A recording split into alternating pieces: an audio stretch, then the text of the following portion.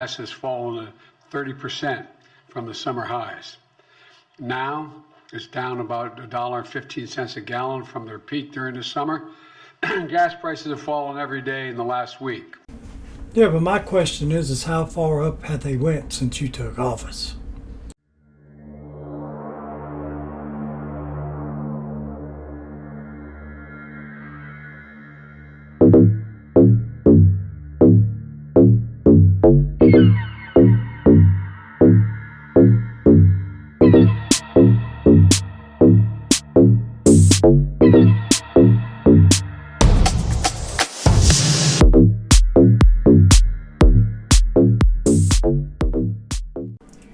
Today's October 19th.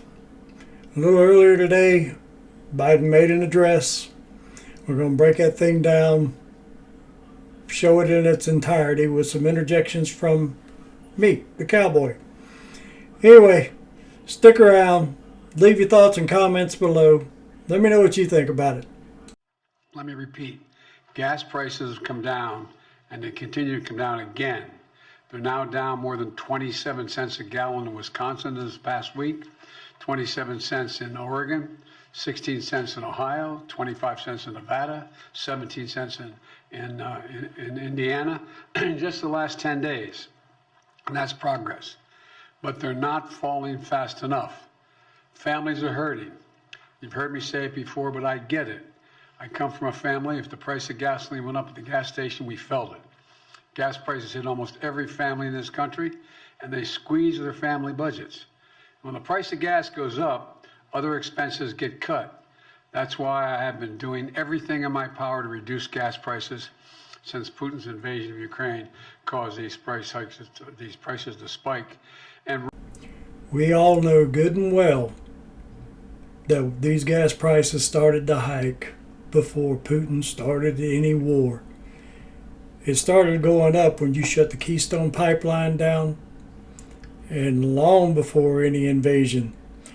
It's funny how you'll take all the credit for gas prices going down, but when it goes up, oh, it's Putin's fault, it's Ukraine's fault, it's Germany's fault, it's the fish in the sea's fault.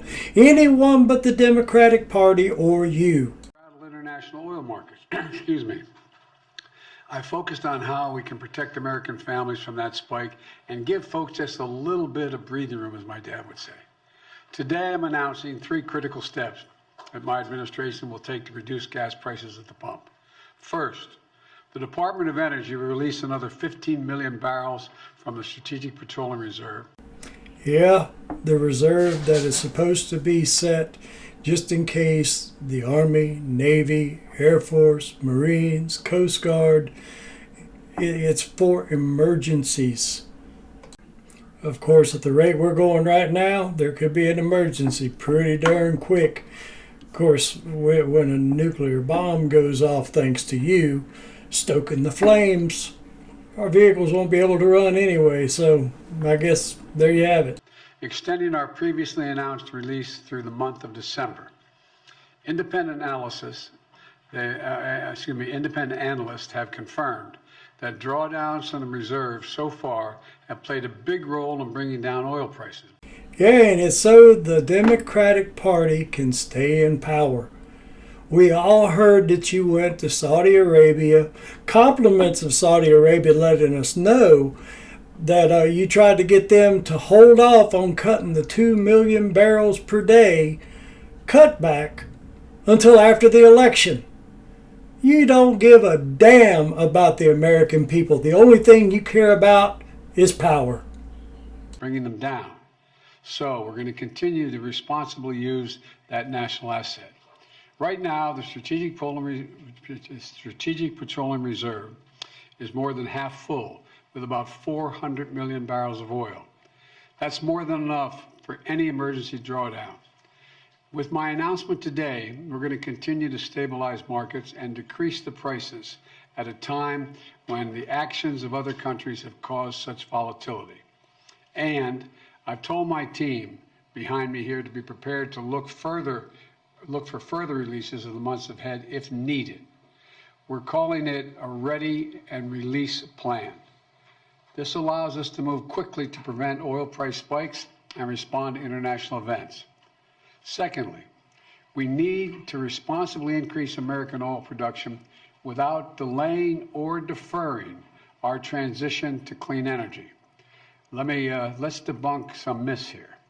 My administration has not stopped or slowed U.S. oil production. I guess that means he didn't stop the Keystone Pipeline. Quite the opposite. We're producing 12 million barrels of oil per day. And by the end of this year, we will be producing 1 million barrels a day, more than the day in which I took office. In fact, we're on track for record oil production in 2023. And today, the United States is the largest producer of oil and petroleum products in the world. We export more than we import, and I've heard from oil companies that they're worried that investing in additional oil production today will in case demand goes down in the future, and they're not going to be able to sell their oil products at a competitive price later. Well, we have a solution for that. Today, I'm announcing a plan to refill the Strategic Petroleum Oil Reserve in the years ahead at a profit for taxpayers. The United States government is going to purchase oil to refill the Strategic Petroleum Reserve when prices fall to $70 a barrel. That means oil companies can invest to ramp up production now with confidence they'll be able to sell their oil to us at that price in the future, $70. Refining and refilling the reserve at $70 a barrel is a good price for companies, and it's a good price for the taxpayers, and it's critical to our national security. To put it in context, since March, the average price of oil has been more than $90 a barrel, the highest since 2014. By selling from the Strategic Petroleum Reserve at the higher price of $90 earlier this year, and then refilling it in the future at a lower price around $70, we'll actually make money for the taxpayers. Refilling it at $70 per barrel. Now, you have to excuse me on this part, but I don't know what the price was when Trump actually topped them off. I know it was pretty darn cheap, and he was pretty proud of it. If you know, leave it in the comments below. Lower the price of gas and help bolster production, all while totally consistent with my commitment to accelerate the transition to clean energy. So my message to oil companies is this: you're sitting on record profits, and we're giving you more certainty, so you can act now to increase oil production now. The third thing I'm doing is I'm calling on oil companies to pass the savings on to consumers. Consider this: in the second quarter of this year, profits at 6 of the largest publicly traded oil companies were more than $70 billion. That's $70 billion in just one quarter, 90 days, $70 billion. So far, American oil companies are using that windfall, the windfall of profits, to buy back their own stock, passing that money on to their shareholders, not to consumers. In fact, in the first half of the year, those same companies spent $20 billion buying back their own stock, and most importantly, buying back the most significant buyback in the last almost a decade.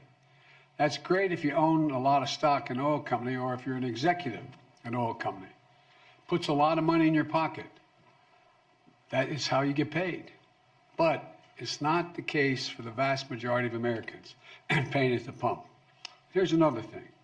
When the cost of oil comes down, we should see the price of the gas station at the pump come down as well. That's how it's supposed to work. But that's not what's happening. In the past 2 weeks, the price of oil has fallen $4 a barrel.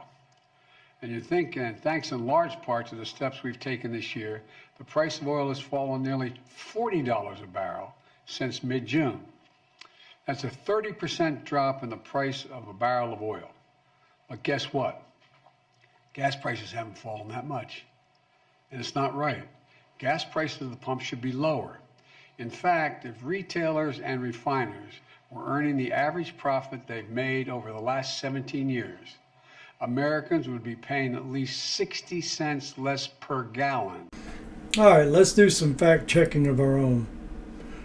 When Donald Trump left office, the national average of gas was $2.39 a gallon.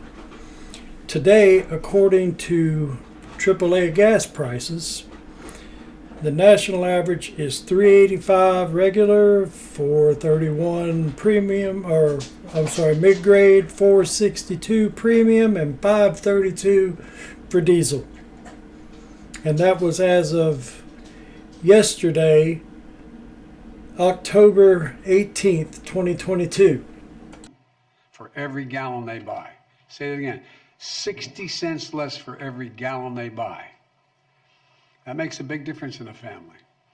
My message to the American energy companies is this: you should not be using your profits to buy back stock or for dividends. Not now. Not while a war is raging. You should be using these record-breaking profits to increase production and refining. Invest in America for the American people. Bring down the price you charge at the pump to reflect what you pay for the product. You still make a significant profit.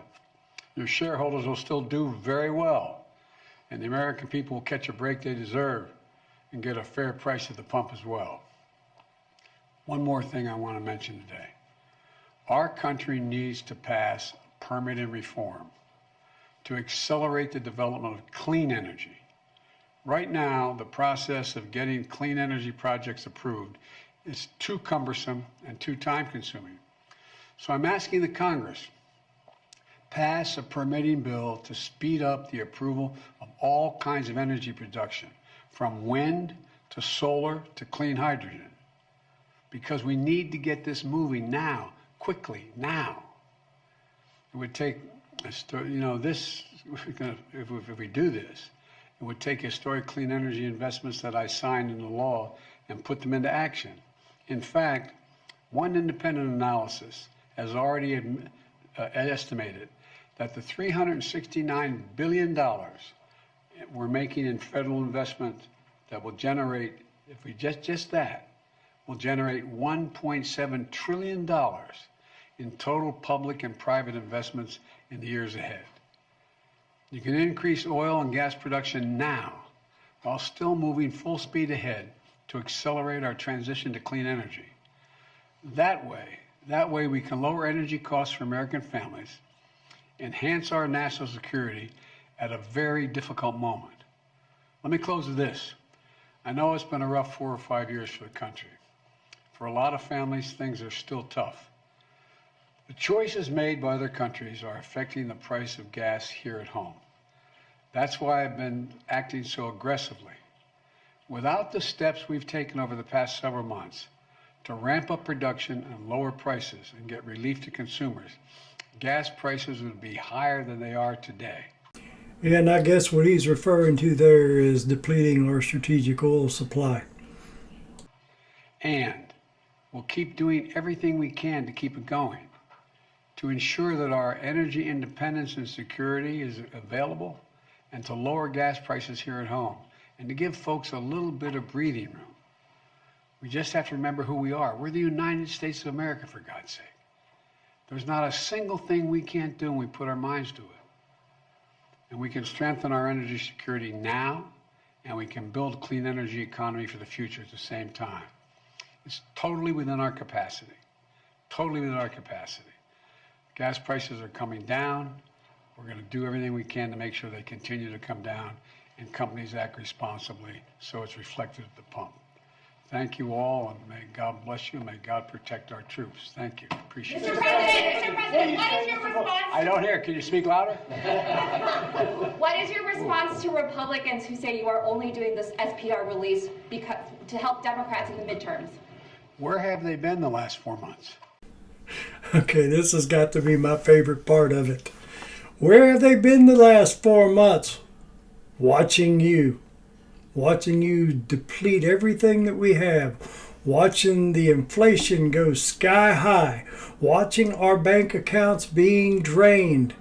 You know good and well that it's all about power. That's my response. Is it politically motivated, sir? This No, move it's not. 3 weeks before the midterms? Look, it makes sense. I've been doing this for how long now? It's not politically motivated at all. Saudi Arabia said Biden administration asked them to delay oil cuts until after the midterm elections.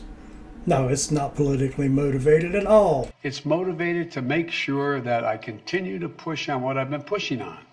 And that is making sure there's enough oil that's being pumped by the companies so that we have the ability to be able to produce enough gas that we need here at home, oil we need here at home, and at the same time, keep moving in the direction of providing for alternative energy.